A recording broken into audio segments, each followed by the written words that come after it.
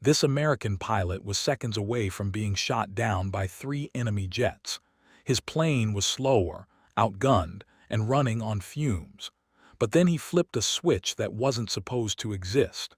What happened next broke every rule in the book and saved his life. December 1950. The Korean War is in full swing, and the skies over North Korea have become a hunting ground.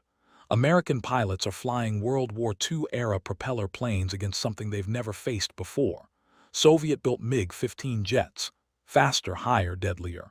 Most encounters end the same way. The jets dive, fire, and disappear before the prop planes can even react. But one pilot refused to accept that fate. His name was Major George Davis. And the modification he made to his plane would turn him into a legend. Let me take you back a few months before that December dogfight. The situation in Korea was getting worse by the day. When the war started in June 1950, American forces thought they had air superiority locked down. They had experienced pilots, battle-tested aircraft, and the confidence that came from winning World War II just 5 years earlier. But then the MiG-15s showed up. These weren't just any jets. They were cutting-edge Soviet technology that could climb faster, fly higher, and move quicker than anything the Americans had. The MiGs operated out of bases in Manchuria, across the Chinese border, where American pilots weren't allowed to chase them. They'd swoop into Korean airspace, tear apart bomber formations, and vanish back across the border before anyone could respond. American pilots were flying F-51 Mustangs, beautiful machines, proven killers in World War II, but in 1950 they were obsolete. The Mustang's top speed was around 440 miles per hour. The MiG-15 could hit 670. That's not a fair fight. That's target practice. George Davis knew this better than anyone.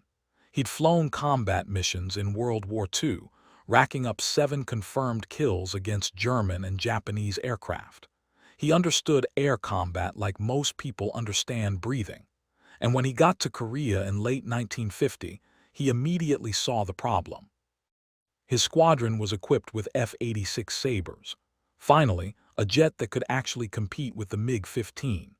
The Sabre was America's answer to the Soviet threat. Sleek, fast, and armed with 6.50 caliber machine guns. But even the Sabre had a problem. It was still slightly slower than the MiG in a straight line, and at high altitude, where most dogfights happened, the MiG could outclimb it. Davis studied every encounter, every after-action report, every kill, every loss, every close call. He watched gun camera footage until his eyes burned. He interviewed pilots who survived MiG attacks, and he came to a conclusion that most people thought was crazy. The only way to win was to cheat. Not cheat in the traditional sense, but to push his aircraft beyond what the manual said was possible, to find an edge that the enemy wasn't expecting. And he found it in a system that was technically against regulations to use in combat. Water injection. The F-86 Sabre had a water injection system built into the engine. It was designed for emergencies only. Basically, you could inject water into the engine's combustion chamber, which would cool the air and allow for more fuel to be burned. This gave you a massive, temporary boost in power, but there were problems. First, you only had about 5 minutes of water. Once it was gone, it was gone. Second, using it put enormous stress on the engine. The manufacturer warned that frequent use could cause catastrophic failure. Turbine blades could crack. The engine could overheat. You could literally rip your plane apart from the inside. Third, it was explicitly listed in the manual as a last resort measure, for escaping danger, not engaging in it. Davis didn't care about any of that. He started experimenting with water injection in training flights. He'd climb to altitude, flip the switch, and feel his Sabre surge forward like a rocket. The extra power was intoxicating. His plane would leap ahead of his wingmen like they were standing still, and he started thinking about how to weaponize this advantage. The other pilots in his squadron thought he was out of his mind. You don't waste your emergency speed boost just to chase kills. You save it for when a MiG is on your tail and you need to get out. That's survival 101. But Davis had a different philosophy. Why wait to be the prey? Why not use that speed to become the hunter? He spent weeks perfecting his technique, figuring out the exact moment to activate water injection for maximum effect, learning how long he could push the system before the engine started showing signs of stress, calculating fuel consumption down to the minute. He turned his Sabre into something the engineers never intended, a sprint predator. His squadron mates started calling him reckless. Command started asking questions about his engine maintenance records. Why was he burning through turbines faster than everyone else? Why were his flight hours not matching up with his fuel consumption reports? Davis kept his mouth shut and kept flying. Because he knew something that would be proven in the skis over North Korea. In a dogfight, hesitation kills you. Overthinking kills you. Following the manual kills you. But aggression, unpredictability, and raw speed, that's how you survive. That's how you win. And in December 1950, he was about to prove it in the most dramatic way possible. The morning of December 5th started like most combat days in Korea. Bitter cold, clear skis, perfect hunting weather for MiG pilots. Davis and his squadron were assigned to fly escort for a group of B-29 bombers hitting targets near the Yalu River. This was MiG Alley, the most dangerous airspace in the world at that time. The stretch of sky where the Yalu River formed the border between North Korea and China. Every American pilot knew that crossing that border was forbidden. But the MiGs had no such restriction. They could dart back and forth, using Chinese airspace as a safe zone. The bomber formation lumbered north at 20,000 feet. Davis and 7 other Sabres flew high cover above them, scanning the horizon for threats. The radio crackled with tense chatter. Everyone knew the MiGs were up there somewhere, waiting, watching. Then the call came through. Bandits 11 o'clock high. Davis snapped his head left and up. There, 6 contrails cutting through the blue, MiG-15s diving out of the sun in a perfect attack formation. They were going straight for the bombers. Standard procedure was to position yourself between the bombers and the attackers. Create a defensive screen. Make the MiGs fight through you to get to the vulnerable B-29s. Davis had other plans. "I'm going after them," he called over the radio. His wingman protested. "George, we need to stay with the formation."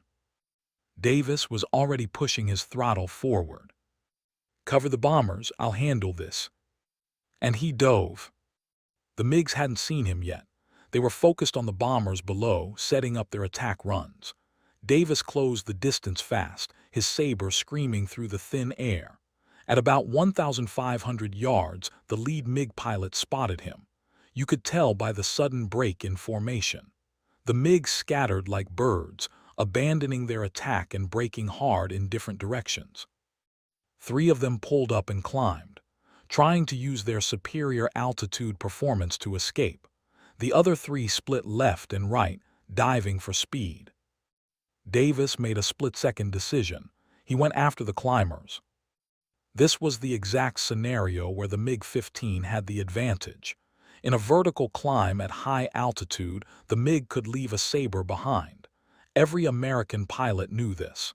It was in every briefing. Don't chase a climbing MiG, you'll lose. Davis reached down and flipped the water injection switch. The effect was immediate. His engine roared. The Sabre lurched forward like someone had just strapped a rocket to his back. The rate of climb indicator spun up. He was gaining on them. The MiG pilots must have been confused. They were climbing at full military power, doing everything right, and somehow this American jet was staying with them. Worse, he was closing the gap. Davis lined up on the trailing MiG distance, 800 yards, still too far for an effective shot. He kept the water injection running. His plane was vibrating now. The engine temperature gauge was climbing into the yellow zone. He ignored it. 600 yards. The MiG pilot must have looked back and seen Davis right on his tail because he suddenly broke left, rolling into a hard diving turn. Smart move. Make the attacker overshoot or lose energy in the turn, but Davis was ready for it. He cut his throttle, popped his speed brakes, and rolled with the MiG. The maneuver bled off his excess speed perfectly. When the MiG leveled out, Davis was still right behind him. 400 yards now. He squeezed the trigger. 6.50 caliber machine guns opened up. The first burst missed low. Davis adjusted, walked the tracers up. The second burst chewed into the MiG's left wing. Pieces of aluminum skin ripped off. The MiG started trailing smoke. But Davis didn't have time to confirm the kill because the other two MiGs had realized what was happening. They reversed their climb and came screaming back down at him. Now Davis was in trouble. 2-on-1, and he just burned through a third of his water injection reserve chasing the first MiG. His engine was hot. His speed was down from the dogfight maneuvering. The lead MiG opened fire at long range. Tracers arced past Davis's canopy. He broke hard right, pulled 6 GS, felt the blood drain from his head. The G-suit inflated around his legs, keeping him conscious. He rolled inverted and pulled through, converting his turn into a split-S dive. The MiGs followed. This was exactly what Davis wanted. In a dive, the Sabre was actually faster than the MiG-15. It had better control at high speed. The MiG's elevator got mushy and unresponsive past a certain speed. Davis knew this. The MiG pilots probably knew it too, but they were committed now. They were angry. One of their guys was trailing smoke and running for the border. They wanted revenge. Davis dove through 15,000 feet, then 12,000. The airspeed indicator climbed past 600 miles per hour. His Sabre was shaking like it wanted to come apart. Behind him, the MiGs were struggling to keep up. Their guns fell silent. They couldn't get a stable shot at this speed. At 8,000 feet, Davis leveled out hard. The G-forces slammed him into his seat. His vision narrowed to a tunnel. He grunted against the pressure, fighting to stay conscious. The lead MiG tried to follow the same maneuver, but at that speed with those GS, his elevator inputs were too aggressive. The MiG's nose pitched up too hard. The jet shuddered, stalled, and snapped into a flat spin. Davis watched it tumble past him, out of control. The pilot ejected a few seconds later, parachute blooming white against the green hills below. That left one MiG, and Davis was out of water injection. The last MiG pilot was smart. He didn't chase Davis into the dive. Instead, he'd stayed high and now had the energy advantage. He was setting up for another pass, coming down from Davis's 7 o'clock. Davis's engine temperature was redlining. He'd pushed the water injection too long. The turbine was cooking itself. He could feel the plane responding sluggishly. And now he had a MiG diving on him with an altitude advantage. His wingman's voice crackled through the radio. "George, you've got one on your 6, I'm coming." "Negative," Davis shouted back. "Stay with the bombers." The MiG opened fire. Cannon shells streaked past Davis's canopy. One round hit his left wing, punching a hole the size of a basketball through the aluminum. The Sabre yawed hard left. Davis fought the controls, compensated with rudder. He couldn't outrun this guy, not without water injection. He couldn't outclimb him. The MiG had the advantage in every way. So Davis did something insane. He chopped his throttle to idle and popped every air brake his plane had. The Sabre decelerated like it had hit a wall, from 500 miles per hour to 250 in about 3 seconds. The MiG, diving at full speed, shot past him like a bullet. For about 2 seconds, the MiG was directly in front of Davis, close enough to see the rivets on the fuselage. Davis shoved his throttle forward, pulled his nose up and fired. The range was less than 200 yards. At that distance, you don't miss. His 6 machine guns turned the MiG's tail section into confetti.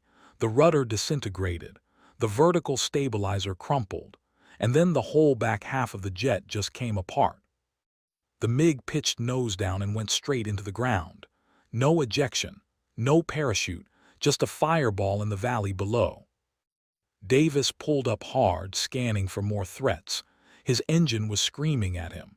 Every warning light in the cockpit was lit up, but the sky was clear. The other MiGs had retreated back across the Yalu River. The bombers were continuing their run, untouched. He'd done it. 3 MiGs engaged. One probably destroyed, one confirmed spin out, one confirmed destroyed. And he'd done it by breaking every rule in the book. The flight back to base was tense. Davis's engine was barely holding together. The temperature gauge was pinned in the red.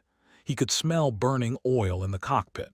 The hole in his left wing was causing drag, making the plane want to roll right. He had to hold constant pressure on the stick just to fly straight. His wingman formed up beside him, checking him over visually. "Jesus, George, your wing's torn to hell, and is that smoke coming from your engine?" "Just a little," Davis said, keeping his voice calm. "You need to declare an emergency. Get priority landing." "I'm fine. It'll hold together." It did, barely. When Davis touched down at Kimpo Air Base, the tower had emergency crews standing by. They'd heard about the damage over the radio. As soon as his wheels hit the runway, he could feel the Sabre pulling hard to the left. The torn wing wasn't generating lift evenly. He fought it, kept the nose straight, and brought the jet to a stop. The moment he shut down the engine, it made a sound like a dying animal, metal grinding against metal. Something inside the turbine had definitely broken loose. The crew chief climbed up to the cockpit as Davis was unbuckling. "Sir, what the hell did you do to my airplane?" Davis grinned. "Flew it." They towed the Sabre to the maintenance hangar. When the engine techs pulled the cowling, they found the turbine blades were cracked in multiple places. Another 5 minutes of running and the whole thing would have grenaded. The water injection system had been run so hard that the pump had partially seized, and the wing damage was worse than it looked. The cannon shell had hit right near a main spar. The maintenance officer wrote up a report. Davis's plane would be down for at least a week for repairs. But the gun camera footage told the real story. That night, the entire squadron gathered in the briefing room to watch it. Black and white footage, grainy and shaking, but clear enough. You could see Davis closing on the first MiG, the water injection giving him that impossible rate of climb. The bullets walking up into the wing, smoke pouring out. Then the second kill, the MiG going into that flat spin, tumbling like a leaf. And the third kill, that moment where Davis bled off all his speed and let the MiG overshoot. The enemy jet flashing past, so close you could count the panel lines. And then Davis's guns lighting it up, shredding it, turning it into debris.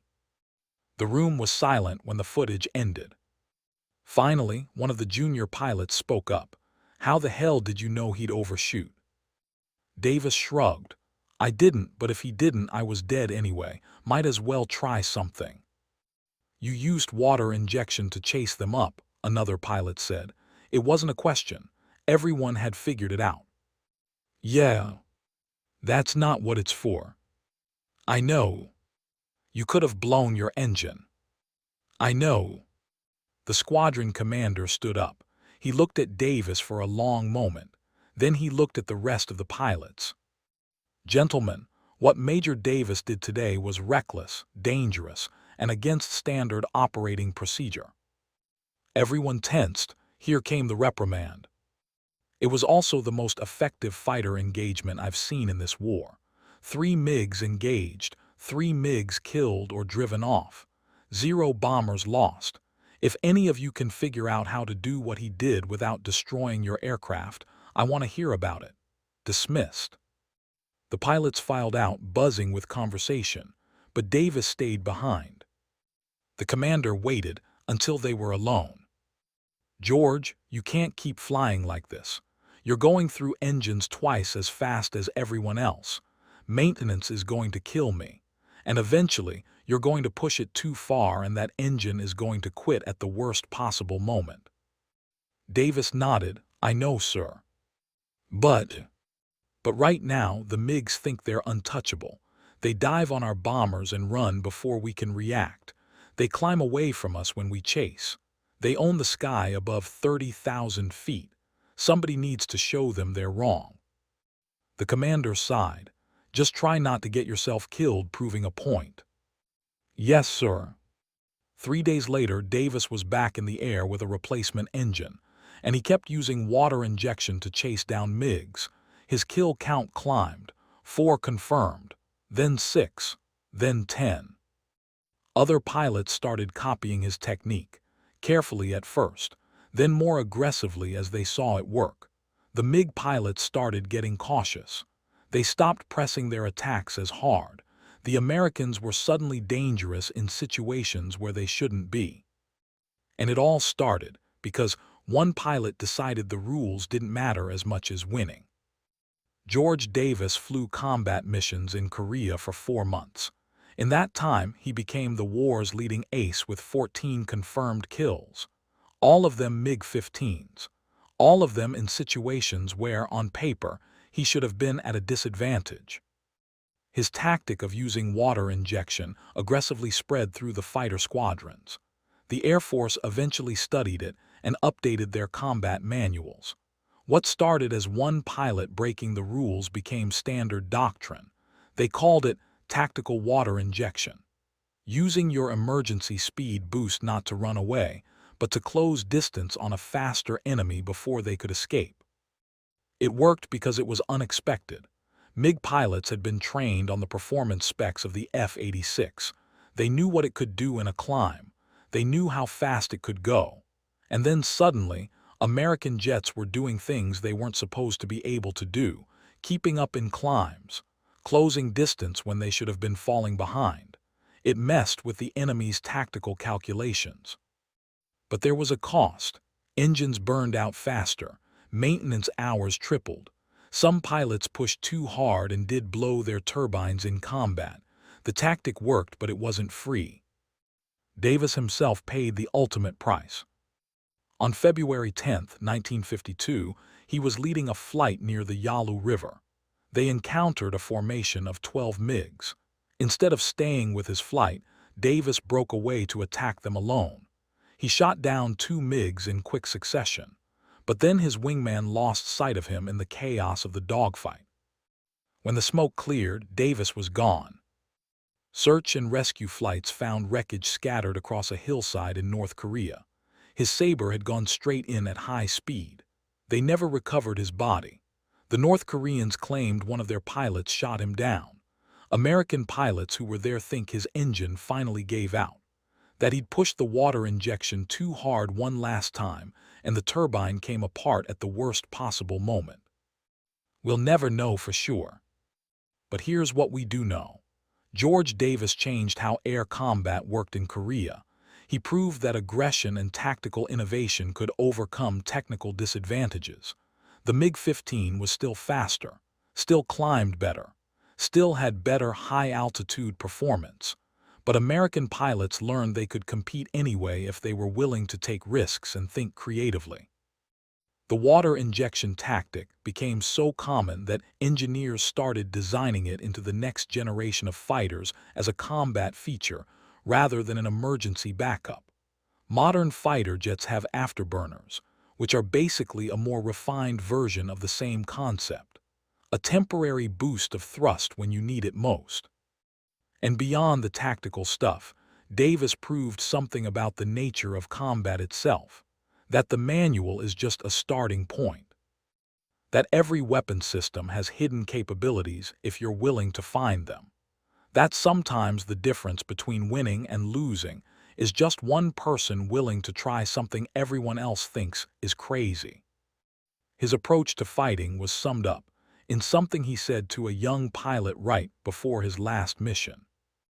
The MiG is a better machine than the Sabre in most ways, so don't fight the MiG's fight. Make them fight yours. Find the thing you can do that they can't, and then do it so aggressively they don't have time to think about countering it. That's the lesson, really. It's not just about water injection or engine modifications or Korean War tactics. It's about refusing to accept the limitations other people put on you. It's about looking at a problem everyone says is impossible and asking, yeah, but what if I try this thing nobody's tried? Davis got 14 kills in 4 months using an airplane that was technically inferior to what he was fighting. He did it by being smarter, more aggressive, and more willing to bend the rules than anyone else in the sky. He turned his Sabre into something the designers never imagined, a sprint hunter that could catch prey that should have been too fast to catch. And for those few months in 1950 and 1951, he owned the sky over MiG Alley. The Air Force awarded him the Medal of Honor posthumously.